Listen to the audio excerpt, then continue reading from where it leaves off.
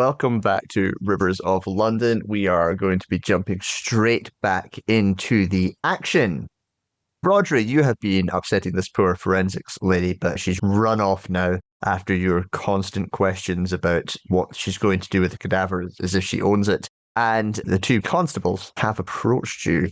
They seem to be trying to figure out what their next step is. I'm furiously scribbling with my fountain pen in my notebook about lines of inquiry, and as they come over, I'm probably just mumbling them over and over until one of them speaks up. I've got coffee, notebook, and fountain pen as I'm scribbling. Going, right, we've got the home address, right, that, and we need to... There's actually 3 constables looking at you, because Patel's looking at you for instruction as well. I thought I just right. Then we've got history of the area. We've got to go see Mr. Leith pretty soon as well. Now I think that'd be just manners, wouldn't it? Sir, could we put off going to see Leith for a little longer? Our colleagues have not had the same training we've had, and I think that would be a bad idea. Oh, right. I do think we're building relationships here, DC Wood, and we need to make sure that, Mr. Leith might be a rather colourful character, but he's our colourful character, and we need to make sure that we have good relations, you know? I suspect it's probably more the other way around that we're his comedy relief, sir, but as you wish. With that in mind, Lennox here suggested we should look for graffiti tags to see if we might be able to identify potential eyewitnesses. The latest one we found is for the young Leith team. They are, shall we put it, associates of Mr. Leith. All right. Well, Lennox, what's that? Is that like proper youths? Or are we talking like youths as in, you know, they've been around for bloody ages, youths? Well, sir, the team itself has been around for bloody ages, to quote you, sir. 100 years if so, but we're talking proper youths. We're talking teenagers. I see. We used to have something very similar in Aberystwyth. The young Leith team. We found that their tag was still fairly fresh. We think it's been done in the last, probably the last 12 hours. It's possible we might have a witness within the team. You don't have any cameras around here, do you, Lennox? Not at all, sir. I've been trying to pester your lot about having a CCTV van come and cover the area to stop the trespassers, but nay luck. They've not granted that request. Been laughed at whenever suggested it, sir. Oh, I hate it when they bloody do that. Patel, you'll go see about getting us a CCTV van, would you? Can probably manage that. Cheers, boss. She wanders off. Right. Appreciate that, sir. So, we've got the young Leith team. I hate to say it, Isabelle, but might be another reason to go and see Mr. Leith, but not yet, I understand. I'm just saying, he's on the horizon, I think it's fair to say. If you're looking for strange things as well, do you believe in some... Every time I've tried to submit the paperwork to transfer this place away from ours and back to the council, it's gone wrong. It's like a ghost in the machine, as it were. Something, or some algorithm or something, keeps spitting it back in the computer system, or somebody is actively trying to stop this. I've gone through the forms in triplicate. I have passed them by my governor. I have passed them by multiple people. Every form has been filled out immaculately, and every single time there's an error. And sometimes I swear that I've not made that error when it's come back as well, sir. Well, I mean, there are ghosts. There are ghosts. I mean, I'm sure some of them are probably in machines. So what you're saying, Lennox, you're trying to sell the tracks here, this bit of land? All of these cycle paths, and Lennox gestures towards the parks. All of the cycle paths and the parks around here, that's all old railway land. We've got the tenuous honour to dispose of it back to the council. The council's taking it up, turning it into the green spaces. But this particular piece of track, we've not been able to shift. Once this piece of track's off, I've got a much easier job. It's been a bit of a headache, I tell you that much. So who owns it now? You own it now, do you? Not you personally, but... My understanding would be that it is owned by Network Rail, but we, as the British Transport Police, are custodians of this land, and we are taking on the legal paperwork and the legal responsibilities to transfer the ownership as a sort of an independent party, is my understanding, Hedge. Yeah, let's go with that. Fantastic. Right, I think it's about time for a little bit of police work, don't you? Yes, sir. Lennox, stand in the middle of the track there, would you? Very good, sir. Is the body gone now, Hedge, or is it still there? The forensics woman is presently packing the body up to head off to the morgue. Right. Lennox, you're standing back a little bit there, you know, but we want to imagine as if you're standing exactly where Sandra was. You see what I'm saying? Aye, sir. We call this is a reconstruction now. Now, Isabelle, can you go stand further down the track down there? And what I'm going to ask you to do in a minute is run towards Lennox, you see? Yes, sir. You're going to be the train, so when I say, go, Ivor, go, you run down the track. Okay, sir. Now, Lennox, you saw the state of fright that Sandra was in, did you not? Aye, sir. Right. Can you do that for me now, please? A roll of the eyes. Lennox does their best pretending to be frightened act. Moderator. What I'm going to pull out is just a really old school, cheap Kodak camera that has no electrical capacity to it, like a roll-on camera. I'm comfy with this. So it's just something that Rhodri's picked up at one of the shops because he kind of thinks, it's the first time he's grabbed one, but he's kind of hoping that if there's any use of magic, it won't affect the film or the camera because there's no real electrical components. He's trying to subvert those impacts. Uh-huh. What he's going to do is, if Lennox is in his state of frozen fear, he's taking pictures of that. And then he's going to stand behind Lennox and aim the camera up the track towards Isabelle and then say, "Go, Ivor, go!" and start taking pictures as Isabelle runs down the track. He's trying to get a sense of where Sandra was, what she saw, height-wise. Was she looking down here at something? If we think about the way that the body was found, and if it was frozen in fear, I want to kind of get a sense of the eye line from the body. Is that in line with a person or is it higher? Obviously, Rhodri is thinking that this is some kind of ghost train or something that's come down the track, and that's what he's getting Isabelle to do. But he's just trying to work out a few basics because there's been this talk of this youth group as well. He wants to rule out a few things. And this is, just for everybody, what we call proper police work.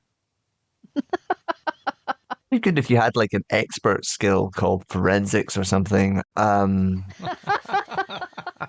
Well, there's no reason why Isabelle can't try her luck. If he bothers to explain his plan to her. No. Isabelle, I want to be clear. You are running down the track as Ivor the train. I mean, you know, she's from the borders. She will have played rugby at school, so she's tanking it up the track. Well, is the track actually still there or has it been pulled up? Yes, it is still there. She's running up alongside the track. She's not actually running up the track because that would be stupid and dangerous. All right. You're not going to get a lot without developing the photos. However, give me an observation roll, and there will be something with a hard success. We've got a 6. That's a hard success. It's a rock hard success. You play around with where she would have been standing and where she fell and what's going on here. You can safely say that if a ghost train was coming down this track, she would have been looking at it when she died.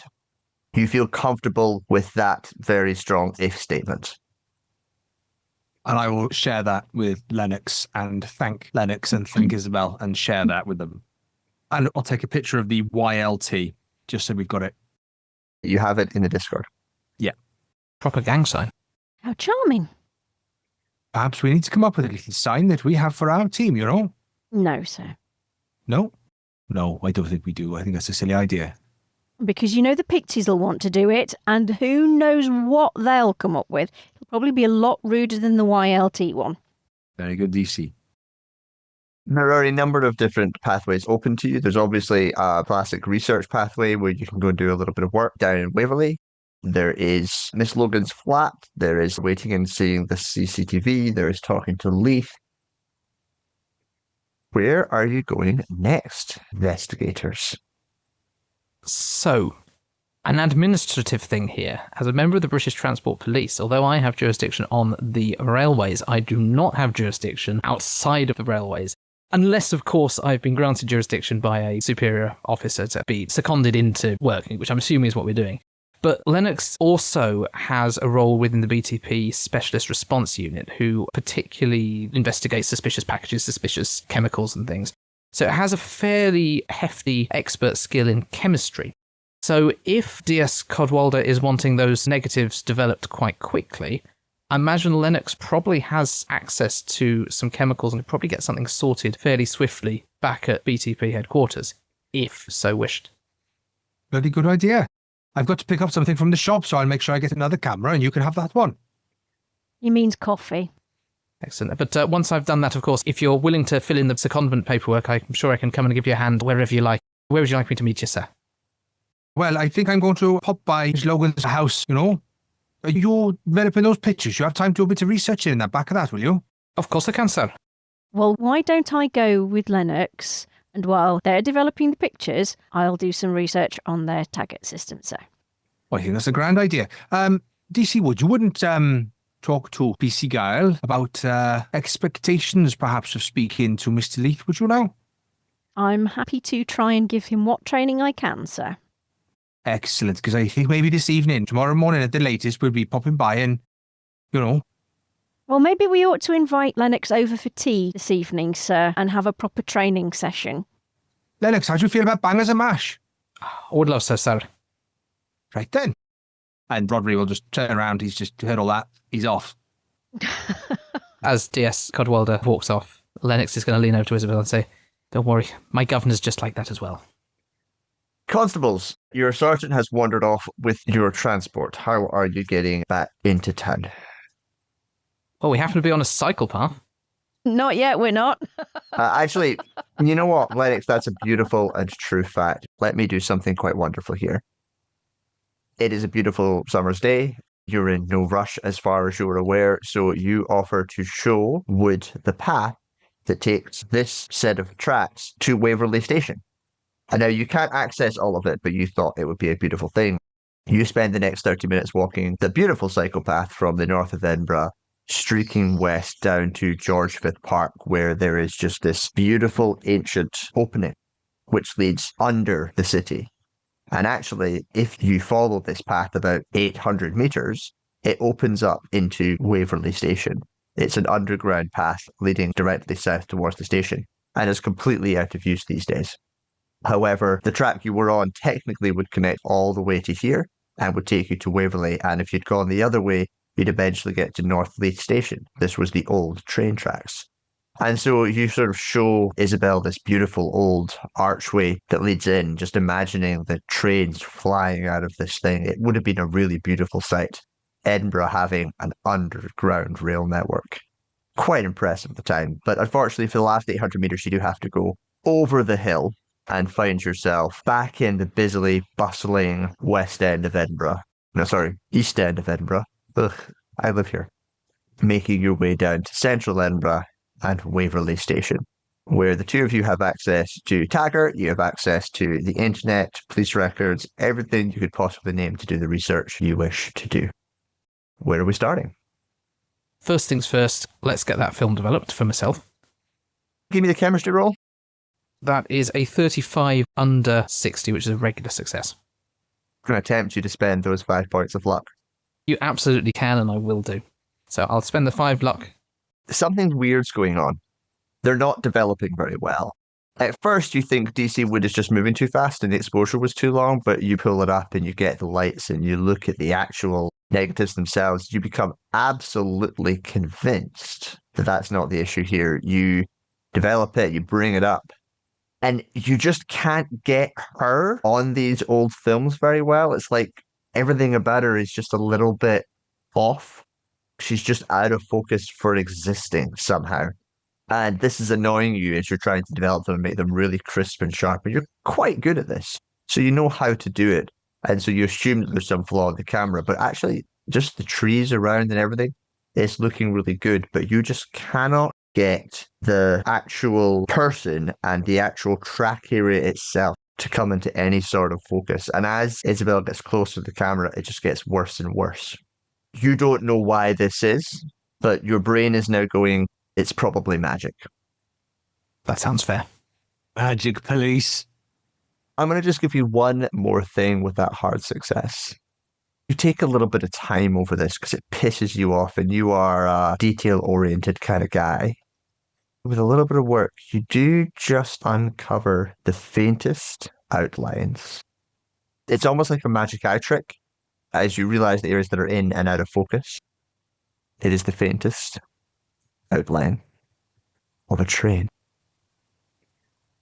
Was DS Cadwallador right about a ghost train? Once I've got this, I think I will take these to Isabelle. DC Wood, how have you spent the last few hours? Isabelle is basically going to start looking for any reports of crime along that particular stretch of track. And then she's going to branch out and look for any weird sightings on the usual oddball websites and web pages to see if there's been any reports of ghost trains, things like that. She's also going to see if there were any accidents with the trains or even the incinerator, anything in that particular area, any incident reports for industrial accidents, that kind of thing. That's a lot. Because ghosts have a reason to latch onto certain things. So is there anything that could back up DS Cadwallader's idea that there's a ghost train running? Research. Thankfully, she's not bad at that. Oh, okay, so that's a regular success. I got 38 out of 60. Do I need to spend that 8 points of luck to get it to a hard success? I am going to give you something. I will give you more with the hard success if you so wish. We're still quite early in the scenario. I think, Lynne, you'll find technically they're called case files. Oh, yes. I am such a terrible line editor, yes. Because it's quite early in the case file. I think I might hold off on spending that much luck. So just a regular then. 2 open cases pop up. Last Sunday, a man named Torrin McKee was found dead in a similar area. It's just along the track a little bit.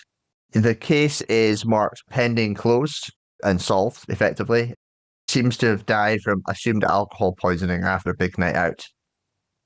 And then there's another one, Vanessa Nairn. Vanessa is an assumed runaway with an address in the area. Interestingly, that's your friend Jacqueline Jardine, JJ. It's one of her cases. So you're getting the broad details. She seems to have run away. She is from a fairly affluent family living nearby. She's been reported missing, last seen in that area. And there have been no signs from her. And it's just open as there is a search going on for her. The reason it's not really hit any of the big names is that she is in her early 20s and is technically an adult. One more piece of information, because you were looking into the incinerator and the track in general. You're having very little luck with that. It seems like it's been knocked down long enough ago that there's not much information about it at all. And the thing is, you do want to go and start checking up the Reddits and the Quacks and the I Love Leith Facebook pages and such like, but you simply run out of time when Lennox comes in holding a piece of paper looking very, very excited. Oh, you got something then?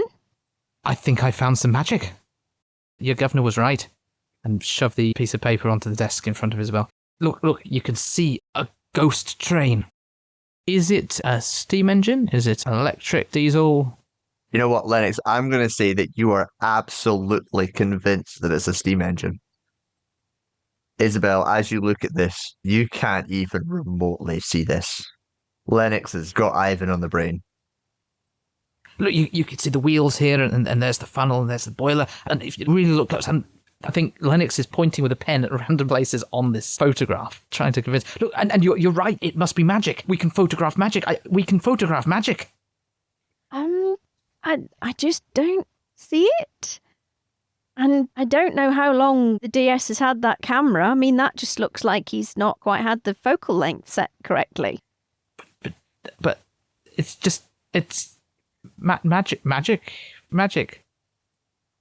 Rhodri, you had a fairly uneventful and uninteresting trip to this woman's house. You did your vestigial assessment. You wandered through it looking for absolutely anything of use. You spent a good while convinced that you were going to generate a lead here, but you have to admit defeat and you walk away from the house when you feel a slight tug on your jacket. Give me a dex roll. I'm going to use 2 points of luck, please, moderator, to make that barely a success. You manage to grab at the little urchin as he has his hand in your pocket. And as it comes away, the piece of paper he was stuffing into your pocket rips in half and he bolts away from you. Oi, you cheeky little bugger. You could just pop that in my hand rather than get in my pockets, you. He's already off down the street around an alleyway. You cheeky bugger!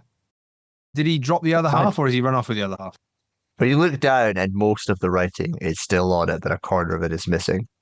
I will pick it up and look at it. It says, Oi, pig, what yous doing poking your nose around my turf? And then it's just L, but the L is backwards. I need to make a stop at a shop, moderator. I'm specifically looking for a shop that sells the following items. A disposable Kodak camera to replace the one I gave Lennox, because obviously once the film's taken out, I need a new one.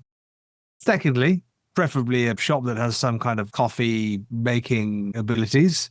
And thirdly, I'd like to find a shop that sells a generous quantity of Buckfast tonic. Yeah. And bizarrely, in real life, the Buckfast Cathedral is just down the road from where I live. It's always confused me, the fact that something so intrinsically Scottish is definitively not. Crazy, isn't it? There are actually laws in place to stop the import of Buckfast tonic up into Edinburgh. I'm pretty sure someone passed something so that that's the thing of the past now. That is a good way to start a war. Yeah. That's the next case file. The Bucky Wars. Bucky Wars. That actually sounds very cool. In all seriousness, though, the Buckfast tonic is something that he is very keen to get his hands on. All of those things are things that you can take your time as you make. Are you wandering towards the banana flats? I feel that DC Wood doesn't really want to go again so soon. And I'm a Newtonian practitioner. This is something I can clearly handle on my own. Yes, I think I am. Nightingale would be proud of me. And will attend my funeral. And so you wander your way down through the sun-soaked Leith, sunshine pouring on Leith. You take the pathways through the cycle paths and you imagine trains running down them as you head north. And you come across this ancient behemoth of a 60s brutalist nightmare and make your way up the stairs to the top floor, the penthouse that you have been before, to find the empty brick wall. And you step through it to find yourself in the dark, dingy, smoke-full, sickly, sweet miasma of the dead of Leith. And Leith is sitting on a pile of shag carpets built into a throne, and he looks down and he says, "Fucking hell, pig. Where's your boot?" Where's my what now? Your fucking boot. You piece of piss that follows you around. Oh, you mean DC Wood? Aye! Honestly, I think she fucking wears the trousers anyway. Oh, you jump out the window. Give me a power roll. Okay, no, this is great. Where's my power? Okay, so I've actually got, oh no, I haven't got a hard success, barely a success. You take a single step before shaking yourself off and looking at him. He's like, ho, ho, ho! Somebody's doing some balls. Not bad at all. Hold on. One more. Slap yourself in the face. Power roll. Oh, lovely. Yeah. I've rolled 100. I thought for a second that I'd rolled 1, but I've actually rolled 100. Sadly for me, the harm you took earlier, you have worn off. With 100, I'm going to say you're going to slap yourself so hard that you're bloodied. Oh, my word. Oh. Whilst I'm slapping myself and I'm getting bloodied, what I'm going to do is I'm going to like pull out and try and hold up the bottle of Buckfast tonic. Fucking big up. You know what? That was almost all my power. Like that's heavy. Like, you know what? Kids, yeah. All right. And he takes the bottle of Bucky from you and he opens it up and he pours 2 small glasses and he hands one. Here's fucker. You started on my prom with Bruce yet? And he takes a drink of the Buckfast. What did you say? Sorry? You started on my prom with Bruce yet? Robert fucking Bruce? Aye. The fucker that sold me Edinburgh. Ah, we're on it, Mr. Leith. Robert the Bruce, I remember. No, we took. Aye, namby-pamby king wandered round, told everyone how awesome he was, handed me over to fucking Edinburgh like I'm some form of thing for sale. Fucking piece of shite cunt. Mr. Leith, I don't know, it's something that we're looking into now. But in the meantime, if we're doing such a good deed by you, because we very much want to support you, make good relations, this is why I brought this gift here, a bit of Bucky, as they say, But I was wondering if you could help me with a bit of a ghost train problem. His face grows a little sterner. Aye? What about a fucking ghost train? Well, you know where your river crosses an old derelict bit of train line up on, and I'll kind of describe approximately where it is. Aye. Well, there's definitely been an incident where a woman, she was frightened to death, like shocked to death, almost frozen. I'm running the fucking thing at 4 a.m. What the fuck is a fucking jogger doing out there at 4 fucking a.m.? Right. No, you're right. Time of death was 4:32 a.m. Does that sound about right, Mr. Leith? Pay the boys. I'll make them do it. No one fucking bothers. One fucking idiot in I don't know how many fucking decades. I think we're doing all right, to be honest with you, pal. Well, I was just wondering, Mr. Leith, the boys that are running the train for you, you wouldn't be able to give me their names, would you? So I can go and ask them a few questions, would you? What's in it for me, copper? Well, what do you mean beyond us having chats with Mr. Robert the Bruce? You know we're going to speak to him, and you know we're going to make a fair conversation now, don't you? We're not here taking sides. His ghost. His fucking ghost. Right? It's still a boot. I know. If it comes down here, I'll get a fucking battering. And I'll make sure that the ghost of Robert the Bruce knows that. Stay away from Mr. Leith's territory. You promise. You promise. You're going to fucking find and caution Bruce. Give me a social roll. Oh, God, what are you getting us into? I want to meet Robert the Bruce's ghost. 15. And, that's a hard success because I got 30 in social. Can I check in, Rhodri? How honest are you being right now? Are you planning to try and interview Bruce's ghost, or are you bullshitting here? No, I think he is. Rhodri's whole thing is that he sees Nightingale as this absolute epitome of what he should be. A Newtonian practitioner upholding the law, that is everything he wants to be. And he knows that Nightingale knows all of these different, demimonde entities, creatures, spooks, ghosts, legends, figures, myths. So Rhodri not wading in just to meet people, but in his capacity as a peacekeeper, an officer of the law, if there's an opportunity to meet someone like Robert the Bruce, to interview them, and if things go well, smooth his relationship with Mr. Leith, who he can only imagine being posted here, they're going to have a continued relationship. I think Rhodri is very much on the line with this. He's not lying. For clarity, Robert Bruce has been dead for 650 years. Yeah. I've seen Braveheart. It's a documentary, right? That was a different guy. Freedom! Oh, right, okay. We need to invade again. I'm sorry, I can't handle this. Right. All right. Bill and Ben. Right. Bill and Ben. They drive the train. I make them do it early morning so no one fucking sees them. I have some shares in, let's say, a business with them. I can't tell you where they do their work, but they bring the product to me here in Leith, and I take advantage of it. So Bill and Ben, right? 4 Aye. a.m. train drivers, and they bring the product to you. But we're not talking about that right now, are we? We're just looking at Bill and Ben. Notes for later. Right. Well, Mr. Leith, I hope you enjoy your bucky. I want to say thank you for your hospitality. Get fucked, pig. No ice for my face, no?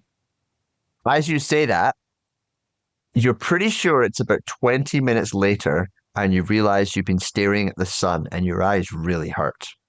Can you just mark down that you are impaired? So bloodied and impaired. Yes. I'll go to the nearest Tesco Express and just go to the frozen can aisle and hold cans to my face, and I'm going to take some sunglasses off the aisle as well and put them on so everything's not so bright, and just stand in the shop for about 10 minutes just cooling my face. It is that evening. Lennox, you are out of your uniform, but you are well dressed nonetheless. And you are meeting the others for an early dinner at the Manse to discuss the findings and your next steps. Let's say 7:30. And you are sitting at the dinner table. And Lennox, there's 4 seats.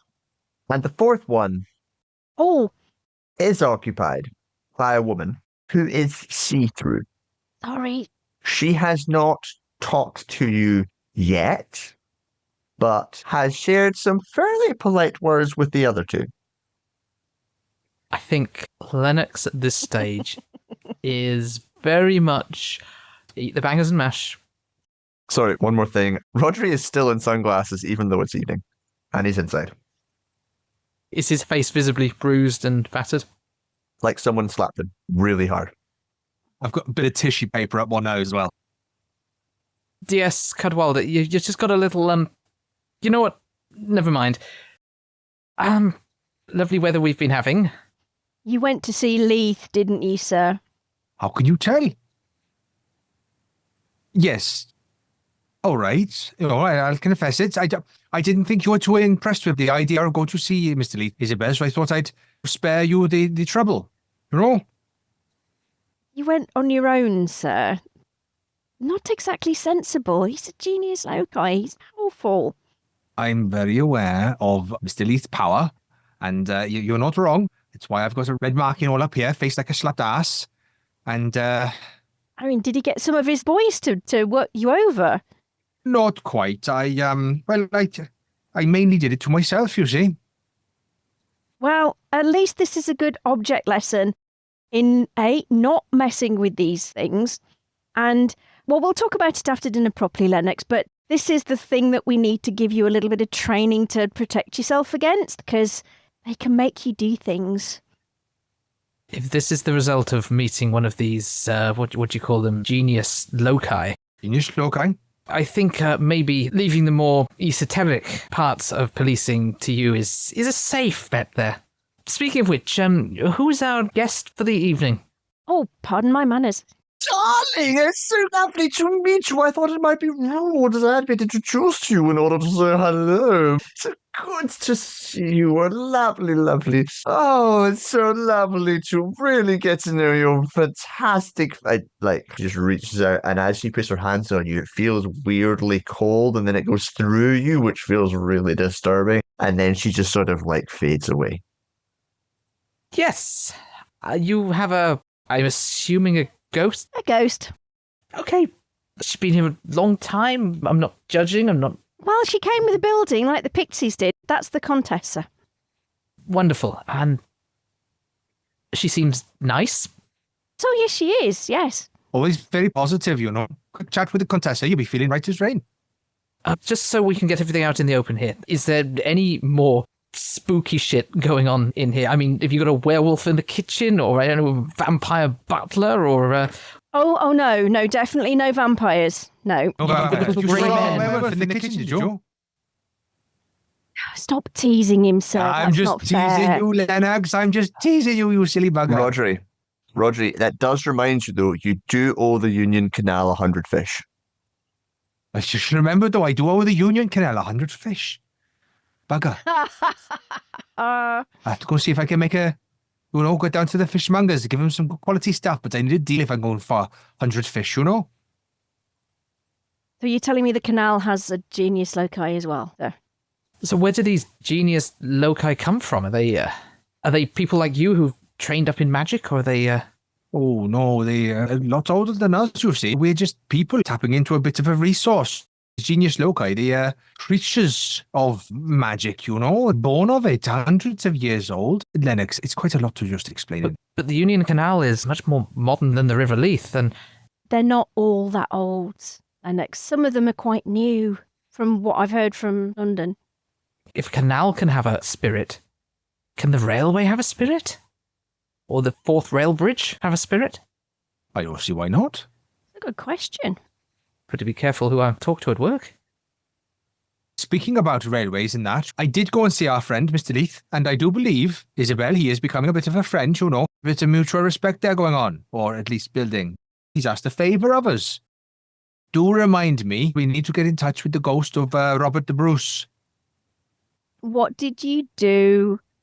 Nothing, I just, he is a citizen of types, and he's asked for a discussion about a bit of a land dispute.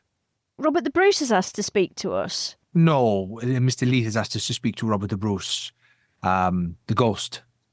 Does he have one? Well, I think so. I mean, Mr. Leith was very, very sincere about the fact that he would kick the shit out of him if he saw him. Okay.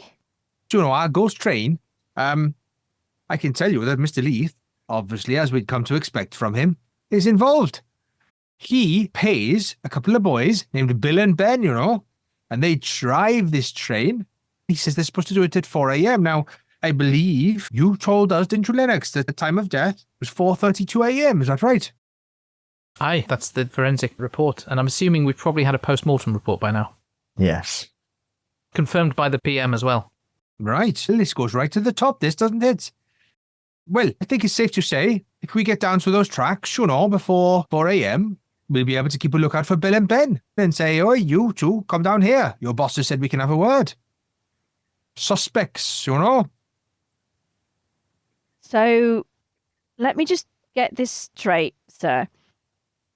Leith employs the flower pot men to drive his train in the early hours of the morning. Right. We have to make a conscious effort now. Apparently there is some product, being moved on this train that is not part of this case. But we are in the business of solving the murder or death or in consequence of Suzanne Logan here, right? So products aside for now, unless there's direct evidence, yes? Okay, sir, let me just say I wouldn't be at all surprised if Leith was a fan of Half Man, Half Biscuit. You can figure that one out later, sir. So you basically want us to attempt to stop the ghost train? I might be able to help with that. Do you have any red flannel petticoats, sir? I do believe in the railway children that was used as a very effective method of stopping a steam train. In Yorkshire, absolutely aye, that might work. But up here, we have such things called electric lights that we can set up. We should be able to go grab a set of temporary signal lights from Waverley Station. Oh, cool. But we have the problem with the power. We might have to find a car battery or something to hook them up onto. Your Golf might do the job, sir, if you don't mind us borrowing it. It is at that point, PC and Lennox, that you receive a text on your phone. Body found on the tracks. Suspected magic case. Bring magic police. Looks like another case for the 40 and fuzz then. Sir, we've got another body on the tracks. I'll just reply back, where? It's several hundred meters from where the last one was found. Aye. Same place again, sir. Oh, they're racking up. That's the third then. And you're just getting this now at 7:30 p.m? It's closer to 8:30 by now. You've had dinner. Train owner's supposed to... I hope this is a train from 4 a.m. last night, otherwise we got a bit of a... I mean, they can't have taken anybody that long to find the body, sir. Well, that's what I'm thinking. There's a young bloody train moving at different times now. The hell are Bill and Ben playing at? Dinner is over. I think we better get in a car. And as night falls, it's sort of dusky around Edinburgh by the 9:15 that the three of you drop out of this ancient car of Rhodri's, find yourself down in an abandoned part of the cyclepath. Half hidden in amongst some trees, found by a dog walker, is an older lady, probably in her late 40s, wearing surprisingly similar clothes. Looks kind of like she's died of fright. The three of you, give me a sense, Mr. Joe. Oh, 31 under 60, so not quite a half. 36 over 30. I'll use the 1 point of luck and make it a hard success. For narrative reasons, I think it would be quite fun if Lennox did actually experience something, so I'm going to spend those points of luck there as well. I just got a regular success, 48 out of 60. This is very much on the ghost train path, and so it doesn't take any of you much. Lennox, you kind of got the idea of the ghost train in your head. Isabelle's been trying to explain the idea of it to you all day. So you're trying to figure out the senses, the things you sense that don't make sense. It's the smell of oil. It's the piercing cry. You feel like a train is here.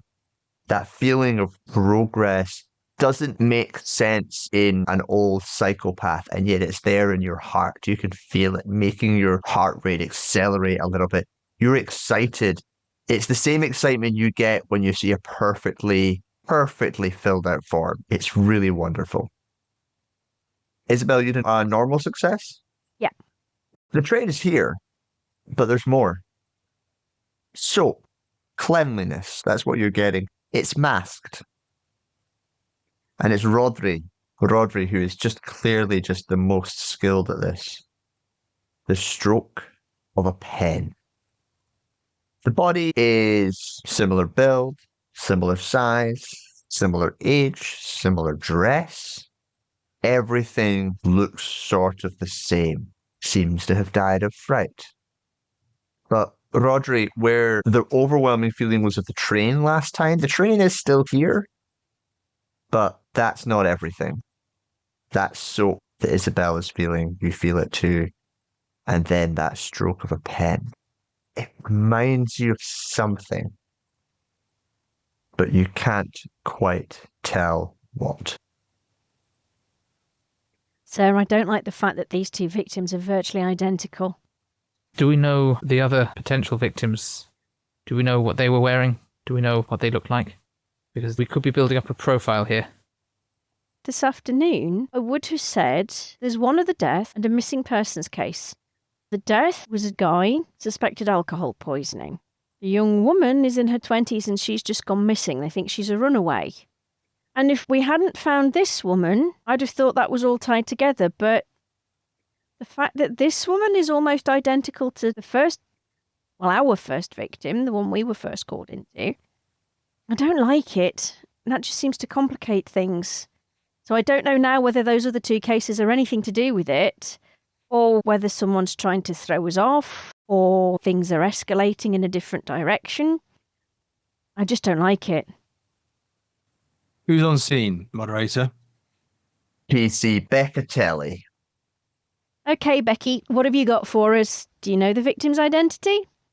Oh, hey, yeah, victim's name is Vanda Prentice. She is a rich socialite with links to art. More money than sense. Buys and sells art, lots of it. Expensive stuff too. And she appears to go jogging in this area regularly. Lives nearby, houses nearby, police there now. That's what we have so far. It looked like another Falcon case. We got here as fast as we could. Becky, can I ask you, do you have a time of death for this? Sorry, so it's PC John Beccatelli, sir. PC Beccatelli. Do you have a time of death for this? No, coroner suspects death today, potentially within the last few hours. Well, that's completely out of the wheelhouse for villain, then. Are you sure, Beccatelli? Give me a social roll. Yeah, go around alienating all my friends. We're definitely not asking you to the pub. Hence my social roll is a 92. Over 30. Oh, is he still impaired? And I'm impaired and still bloodied, I think. I've still got a face like a slapped ass. So, for those who are yet to be particularly familiar with this game, when impaired, if you roll over 90, it is a fumble. PC Beccatelli stands to parade attention, steps up, strong jaw. No, sir. Right. Staring you down. Is there something I can help you with, Beccatelli? You seem to be admiring my face. No, sir. I didn't think so. Right. Who's getting the coffee here, Beccatelli? Yes, sir. And he turns and just parade walks away from you. Wow, I've not seen him that annoyed since school. Well, at least I've made an impression. You know, he's not going to forget us in a hurry, is he? It's like one of those games. PC Beccatelli will remember that. And that's exactly what it is, Hedge. Bravo. Bravo. There we go. We've just found the ultimate nemesis of campaign 2. You found your ultimate nemesis. He's my schoolmate. I can smooth this over with him with a few pints. Yeah, that's a good point. Don't have that skill. Right, well, this is likely bizarre, isn't it? Lots of similarities, but there's too many differences. Vanda Prentice, another rich socialite, you know. Wasn't Suzanne Jordan? Sandra Logan? Logan. Sandra Logan. Sounds very like Suzanne Jordan, doesn't it? Suzanne Logan was also rich. You know, this one's dressed very similar. Jogging gear, expensive tan. But the death times are completely out of synchronization, you see. Suzanne Logan, obviously, 4 o'clock, We've got Bill and Ben driving a train. We've got people there to question, but death today? A few hours ago, that puts it between like 5 and 7 p.m, that does. Lennox, I don't know if you've got a watch on you, but 5 and 7 p.m. is not 4 a.m. in the morning, you know? Your source, sir, the Leith, Mr. Leith. I don't suppose he advised that there was another train or running the train at different times, or was it just once a day? He said that he'd been working with these boys for centuries now, and that they'd been bringing in the train at 4 a.m. to stay out of people's way. You know, he seemed quite surprised that someone had been knocked down by the train. And, well, what did he say now? Not too bad that one bloody idiot got knocked down after all this time. I think he sees it as a casualty of business, you know? Can I ask, Vanda Prentice, does she have a bag or similar? What was she doing at the time of death? Any phones or similar that she might have in hand or in bag? Good idea. So she seems to have been jogging. She's in jogging gear, but there's a little pocket which does appear to have a light phone. There's a wire coming out of it which plugs into her ears, and the music is still playing. No, the music is not playing. Sorry, the music is not playing. And actually, that is the thing. You pull it out and you find it really confusing because you've got the phone. Shaky, shaky. Exactly. Thank you very much. You pull it out and the phone is off. And then you give it a shake and you realize, exactly right, Isabelle, the phone is fried. And she did have a set of small keys, but they were given to PC Patel, who headed off to her home. At which point, PC Patel runs back towards you all, breathing heavily. She stops in front of you, Cadwallader, says, Sir. What is it, Patel? The safe. It's been emptied. And that is where we end this episode of Rivers of London. Thank you all for joining us. Join us again next week for part 3. Excellent. Fantastic. Thanks, Hedge.